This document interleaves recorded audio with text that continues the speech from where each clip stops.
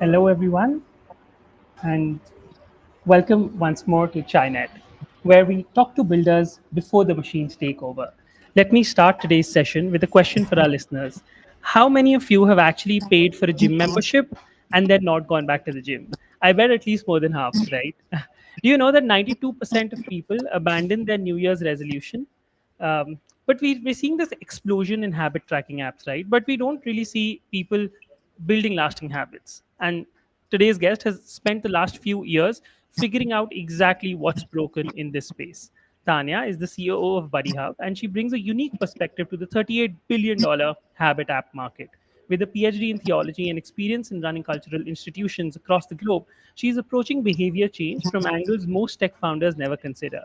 Tanya is building from the UAE with a global team, and she's about to share the insider insights that could completely change how you think about building products that actually change lives. Tanya, great to have you here. Thank you. Hi. Thank you for having me. I'm very honored to be here. Thank you very much, Rashid. Wonderful. So I think we'll just direct to our questions. And this the first thing I want to ask you about is your journey and background. You have a fascinating career transition from a PhD in theology to becoming CEO of a habit building tech platform in the UAE. So take us back to that theological dissertation you were writing. What was it about, and when did you actually realize that you want to build you know technology products? Actually, and honestly, I always was an entrepreneur. I mean, from the childhood, and my hobby was diving deep into the philosophical approaches to anything I see. First of all, human-centric philosophy. And I started when I was 18. I wrote a research based on Leonardo da Vinci's philosophy, human-centric philosophy. What does it mean, Wow. human, and what humanity means, and what values humanity has. Later on, I got into Oxford University and finished the course that was named like philosophy, something like political philosophy or something like that, and then I just dived into that, how human centric philosophy could rule the world through politics. That was Wow, fascinating, very that's deep. amazing experiment. Yeah, because actually, and then later I started my dissertation on theology of education. So, how we should educate ourselves and our children to make them human, not to be bots or robots or whatever, but to stay human. And this approach, human centric approach, and horizontal connections, like we have now horizontal connections, like we're talking and we have dialogues, we listen to each other. That principle is actually inside the Buddy Hub project. So we are back to human-centric connections, not about faking something like Instagram or like speaking about success and billions of dollars like LinkedIn or whatever other social network is. But Buddy Hub is absolutely about being humans and having this Wow. human-centric approach. And that's where my knowledge in theology and philosophy is very suitable, and I'm feeling very comfortable having this knowledge because I can integrate them into building this product. Wow, that's Yeah. that's very interesting. And the background, and when you say what it means to be human, I think we need to have a complete half an hour separate discussion on what it actually means to be human. Because once the AI comes up, and once there is AI everywhere, then we'll need to get back to, okay, what does it mean to be human? But coming a bit to your journey, you were also running a museum and and media companies, and then eventually you ended up founding Buddy Hub. And most people see running a museum or running a media company, being a museum director versus being a CEO at a tech company, very different. But how did your experience as a museum director actually prepare you for something like building Buddy Hub? Actually, it doesn't matter, sorry, what kind of business you have.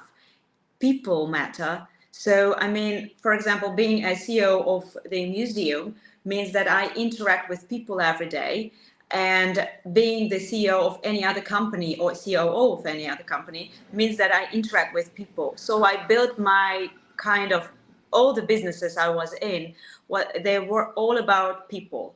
So that is why I integrate my human-centric approach in all the businesses I have or all the businesses I'm into, and I highly recommend all the actual entrepreneurs integrate this approach. For example, the CEO of Chanel today, she's integrating this approach as well, human-centric approach in doing the business, and I think that will be the next level of entrepreneurship, I think, Wow. in 5 years. Yeah, that's true. And yeah, I think it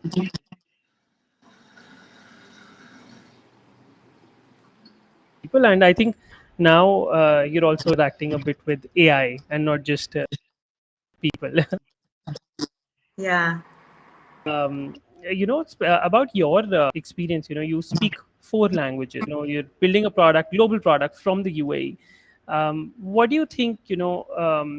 About building technology that works across cultures, because you're, I would say, you're an expert in cross cultural technology, with your Russian background, German efficiency, and the international community you're actually serving. I don't believe much in cultural differences. I believe in differences in characters. I mean, there is a good proverb: there are no bad nations, there are bad people. I mean, we are not about actually much cultural differences. We look into the characters. I mean, for example, in India or in, I don't know, in Germany or in France, there could be people with very strong characters who want to change their lives, to transform their lives, and to build a habit. And also there could be people who doesn't want anything. They're just into this Instagram or whatever, or what else, social networks. And it means, Right. I mean, the character means, and it doesn't matter what culture you belong, because for transforming your life, culture actually doesn't mean important thing. It's just it's about character. I mean, yes, I had my German roots, my Polish roots. I was actually, I have a nobility roots, so and noble roots, I mean. And I've been Wow. studied in Italy, and I've been in different international projects all my life. But still, I think it's all about character. I mean, it's not about cultural differences, because I was communicating with different people with different backgrounds, but the character means everything in your life, because only by having a strong character you can transform your life and build something. And yeah, so it's not about cultural differences, it's about human nature and character, I think. True, true. Yeah, that makes sense. Human nature is more important than any cultural Yeah. difference. Wow, and especially coming from someone who's seen so many cultures and lived so many cultures, that really means a lot. Let's talk a bit about Buddy Hub. I see that there's a difference between Buddy Hub and other habit forming, habit technology apps, that you focus on accountability partnerships, Yeah. right? And actually, it's led by research, and I'm sure you also must have seen it, that it says that an accountability partner increases your goal achievement by more than Yeah. 65%. But at the end, Buddy Hub is technology, Yeah. right? So how do you balance technology with the human element in Buddy Hub? Good question. Actually, technology ends when you are matched with your body inside the app. So, I mean, technology is all about AI algorithm to match you with the best body possible, to track your aims and goals, etc. But the technology ends and the magic begins when you are matched with another human.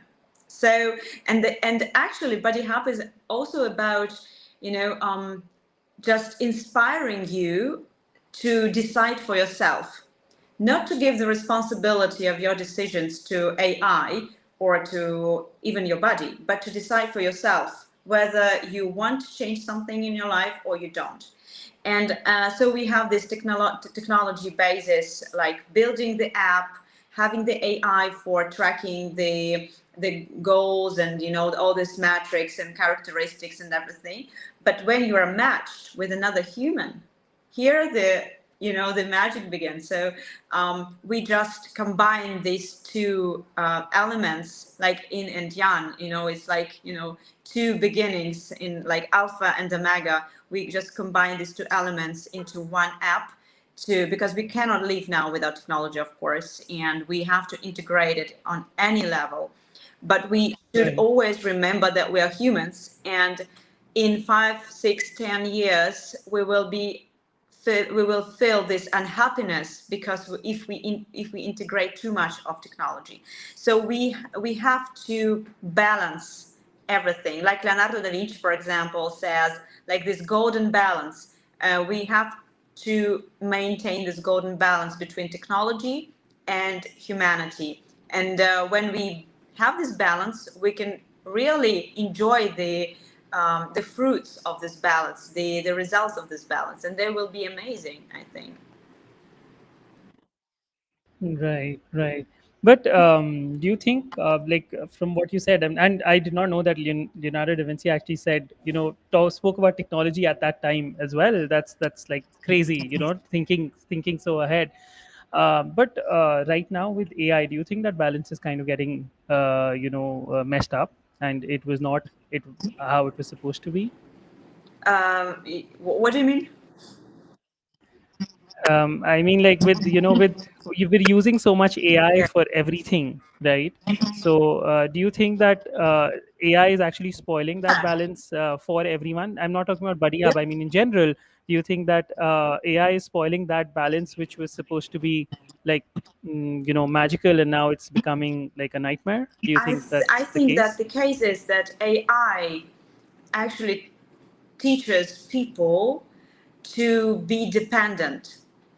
We lose our Right. independence on our, for example, to decide something, like whether we would like to eat it or not. We use ChatGPT to scan our food. So year by year, we will just, we will be left behind. We will not be able to decide what partner to choose, or like what Yeah. book to read, or how to communicate with your parents. We will be dependent on that bot.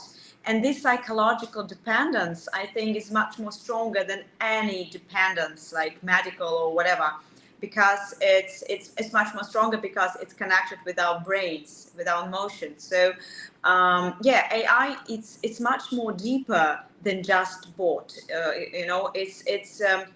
It's integrated into our lives, and I'm actually afraid that people will understand it too late, and therefore we are preparing Buddy Hub for you, so you can just go there and find a good Right. buddy, and transform your life and do sport, run marathons, read books, whatever. Yeah. Amazing, amazing. That's then, you're building at the right time. And but with your experience, based on your experience with Buddy Hub, of course, the habit market is exploding, right? It's projected to reach $38 billion. We're seeing a lot of these habit forming apps, but what do you think is the biggest misconception which people have about a habit formation product, and what is one thing which people should focus on? Actually, the one thing that many entrepreneurs lose when they start any business is actually retention, and how this product will live in 30 days. Will there be enough people returning to a product in 30 days? What's there next? I mean, it's like, sailing on the ship and seeing one island, and that, but it's not enough. There is much more ocean there. You should just, have this vision for the bigger picture. And I think that building any business, it's not about this emotions about how cool your product is. It's very egocentric, I think. You should be concentrated on the business metrics, really. I mean, I think that I sound a little bit, maybe conservative, but to focus on metrics and to plan what your product will give your user in like 1 month, 2 months. Will it be the same as during the first days? And also, I would definitely say about Buddy Hub that it's not about only habit building, because it's boring. I mean, it's boring. Okay, habit building. I will build one habit Right. and then I will go away. But it's all about community, and build a good community for your project. And the second thing, retention, of course, as I mentioned. And the third is to have something more, like, Steve Jobs connecting the dots. So you have one dot, then another, and then you just connect it. And it's lifelong journey. It's not like one day product. It's a lifelong journey. So we have Right. some surprises, for our customers and our users, for to be this in this long time relationship. We are very serious guys. We are for long serious relationship with our customers and users. So that's what I really want to share Amazing. with all the Amazing. entrepreneurs. Do not forget about the big picture. Never. That's very true. And there's a very big misconception. I would not call it a misconception, but there's this theory which people say that it takes 21 days to form a habit, right? But I personally feel that that's not really what happens, because there are a lot of researches which analyze gym visits, hospital, hand washing, these things. But some people need, like, I need 3 to 4 months to form any habit. I know about myself personally. But what do you think about about this, and how are you approaching at this habit formation with Buddy Hub? Is AI playing some role? Like, how does this work? AI actually is not integrated into habit builder, because we want to inspire people to decide for themselves and to transform their lives themselves, to be the rules of their life, not the AI. So you can build a habit in 28 days, yes, but it also depends on what kind of habit you're building, because for some habits you need 28 days, for, like, for example, like making your bed. And for more serious habits you need more time. And actually, for example, in Body Hub, we do have different quantity of days. Like, it all depends on the goal. It's very personal, tailor made thing. It's very personal thing, how many days you will need. Sometimes you need more than than your neighbor or your friend or your parents, and that's okay. We are all humans. I mean, we are all very individual. And for example, inside the company, I invite everybody in the team to start budding. So, for example, I was myself a buddy for the two of my colleagues, and we were forming these habits together, the habits to learn, the habits to read the books, and it was an amazing experience. And for example, like, for one person it takes like 3 days to start to integrate that habit. For another it takes like 1 month. But I'm here, I'm your buddy. I mean, I can wait as long as you need. And it's a very supportive thing. What I miss in Instagram, for example, or even in LinkedIn, that it's not supportive. Sometimes you feel like you're like Right. outcaster if you don't post any success, any metrics. So I think that we should be True. more, humanity from theological point of view. We should be more kind to each other and express more love. Love is support and patience. Like, I am patient with you that you do not build a habit in 3 days. That's okay. That's okay. So more kindness, I think, and more support. That what we need. So I think Hmm. the budding is True. it's all about that. And we our project is it's a very social project. I mean, we're thinking about how we can help this situation with AI, with loneliness, with unhappy people, to how we can help to change it. So that is also our core element, our core characteristics of our project as well. Right. Right. No, that's So that's when it true. And will be open, Mhm. yeah, I invite you. I mean, it will be opened. The MVP is gonna be open in August, so I will let you know, and we can be buddies there. So Absolutely, 100%, 100%. I will definitely use the MVP, and I'll see what I think. Exercising is something which I really want to build a habit on. So yeah, for sure. But I want to ask a bit about more of your background, and your specifically your dissertation in theology, as you said, theology means how to be, what it means to be human, and from what I think, it means free will, right? But at the end of the day, Buddy Hub, it's a habit forming app. It can also be thought of a app which eventually influences human behavior.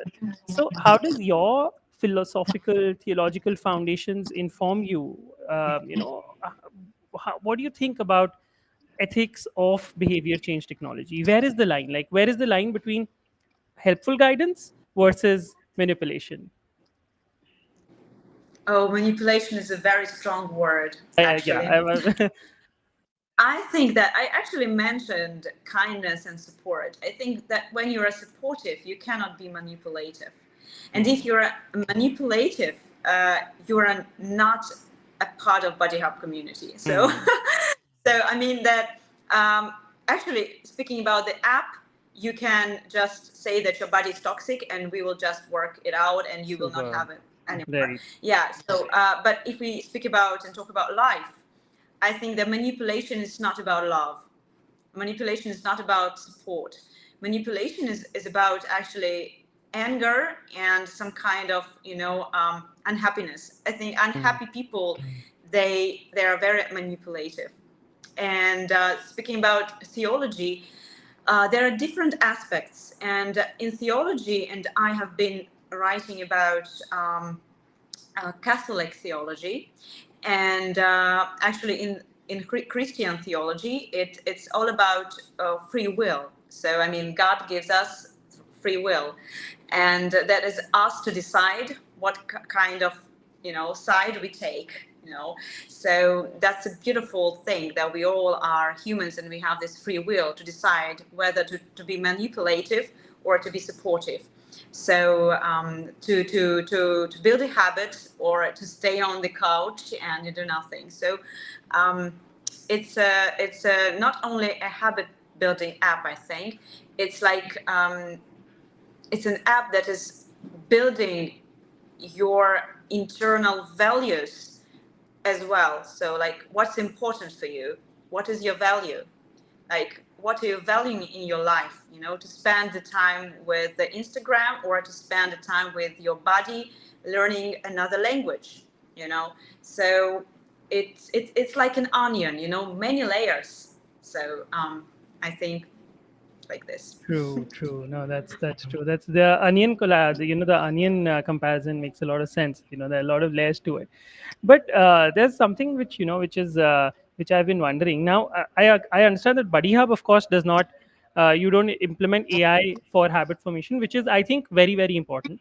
But still, there we I'm sure we'll start seeing these AI systems which start helping people build better habits. But imagine if ChatGPT. I think of it that a future where ChatGPT is helping me to build a habit. Is that actually self improvement, or is that external programming? What do you think about that, about an AI system which, let's say, allows people to build habits? You know, um, from the semantical point of view, if we just take the language, artificial intelligence, it's artificial. you know so when we try to build something with something that is artificial, you should think about the results you might have. Will it be lasting or not lasting? You can ask ChatGPT, of course, to give you a plan, to give you agenda, what to do, how to fix the things.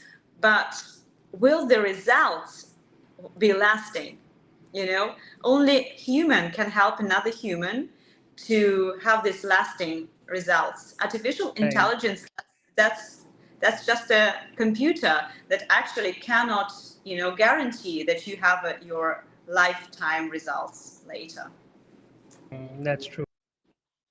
Yeah, it's something. It'll be an artificial habit, right? Which the time itself, you if even if it helps you develop a habit, then it might not be that it sticks. It's maybe artificially Yeah. motivated, right? True, true. Yeah, and actually, I think that being with a human means that you have this warmth, the computer cannot be warm to you, like be friendly. Okay, it can be friendly if you say the artificial intelligence to be friendly, right? So, Yes. but human network is much more, it's beautiful. I mean, we are talking now, and I cannot imagine myself talking to AI. you know Right. Yes. it's like a joke. So yeah, it's about values and long life and lasting results. What do you want? Mm. And then many bodies can become real friends after that, and that, I think, an amazing result that could be. Absolutely. Yeah, that makes a lot of sense. But And AI is a good thing. I mean, I'm not against it. I just want to say that we use it as a technological tool to improve the app. mm, So that's the first part, and that's good. I mean, it makes a work much easier, but you should understand the thing about balance, and we integrate this balance. I mean, humans with humans, robots with robots, no other things. right, right. Yeah, no, that makes a lot of sense.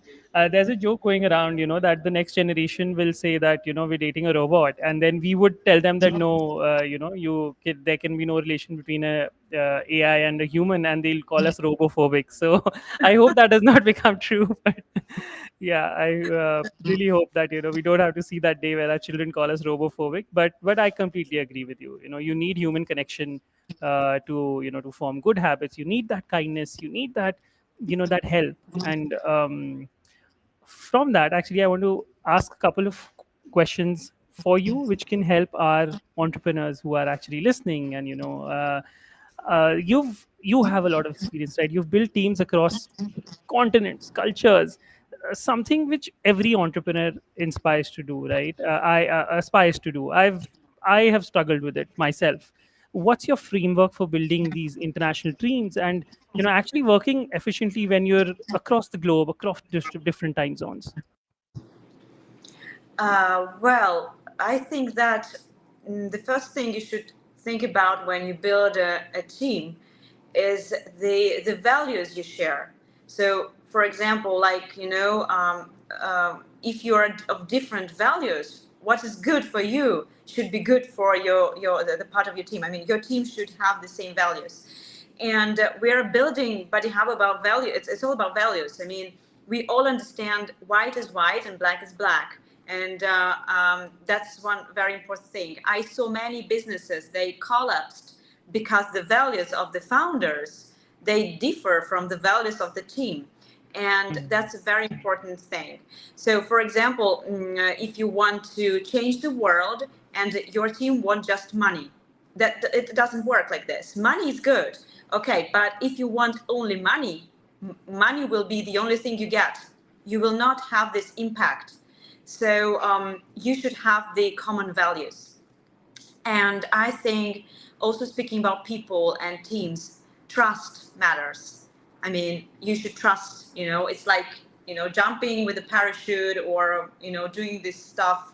You should trust a person because, it's the thing you do together. It's like in a relationship, you should trust your partner.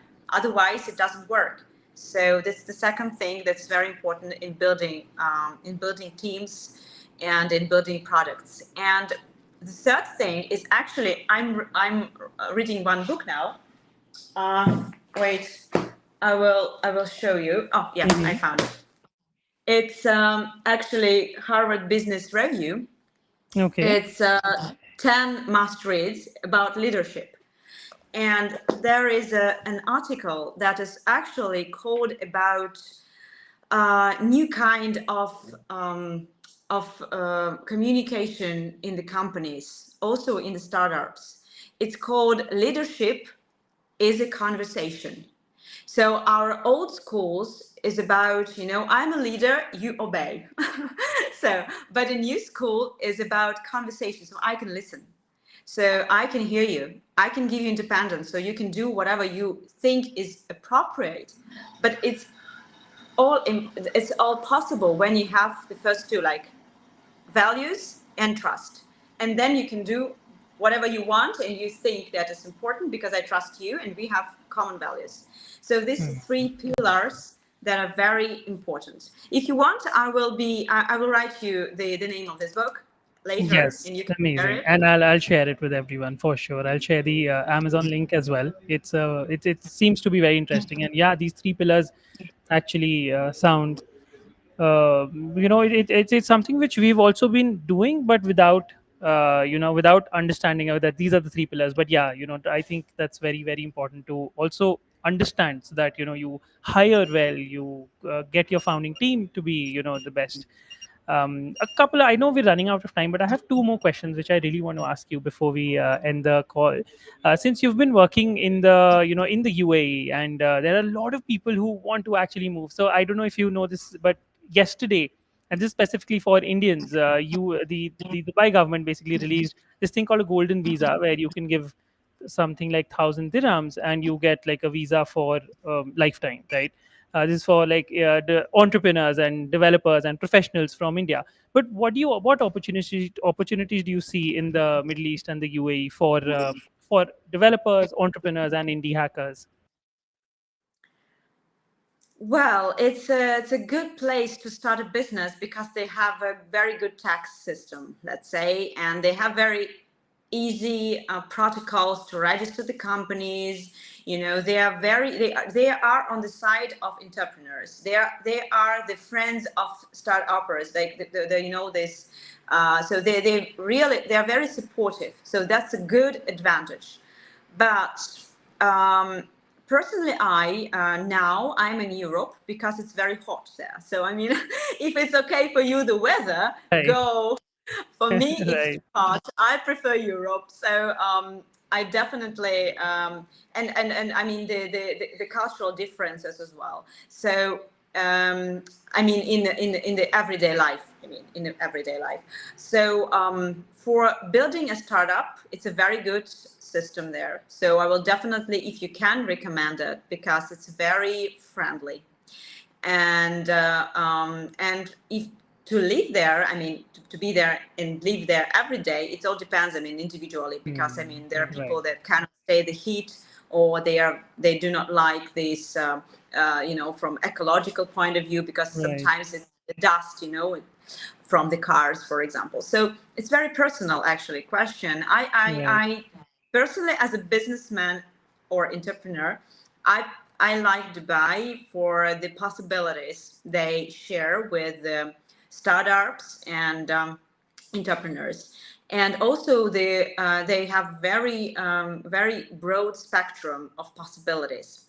And as for individual, to live there, that's I don't think that the climate is actually appropriate. Hmm. So I Right. prefer more mild. Though Yeah. now in Italy and in France, it's very hot here. So it's Hmm. yeah, it's hot Amazing. everywhere. Yeah, yeah. Now, of course, with global warming, I think the heat's been terrible throughout. I think throughout the world, I would say. Great. So, my final question: can you give one piece of advice to someone who's, let's say, building their first app, and they feel overwhelmed with so many possibilities, so many things which they can do? How do they actually focus on what really matters? Just one small piece of advice for our Yeah. listeners. Good questions. A good question, sorry.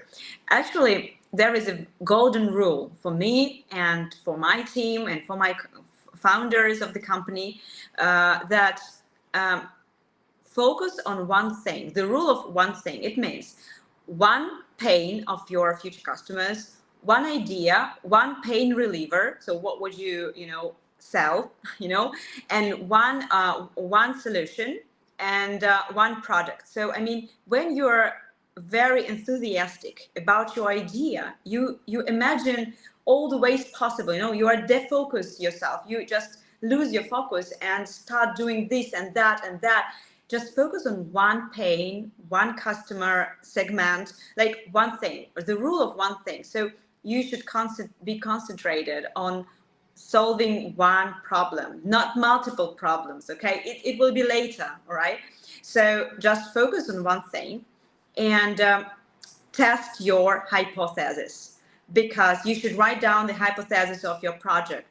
like and test it, because you should, sometimes you should not put too much your energy into the hypothesis that will not work, and you should test it before going to market.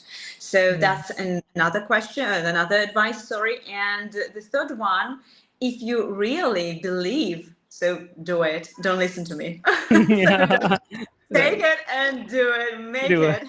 So Right. because there are many examples of people who, they did not test anything, they just had that crazy idea and they just made it.